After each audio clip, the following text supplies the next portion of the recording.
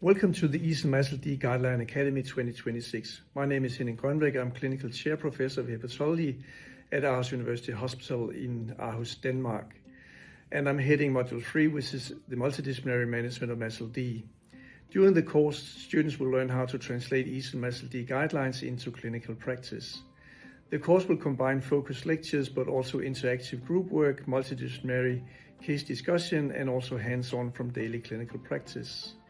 During the course, we will cover both the pathophysiology, but also current and emerging treatment strategies, including management of key comorbidities and also HCC screening.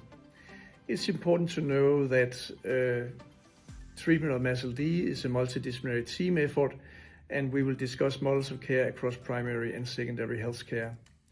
We have established a faculty of international and national experts in hepatology, endocrinology, nephrology, and cardiology, but also involvement of primary care physicians.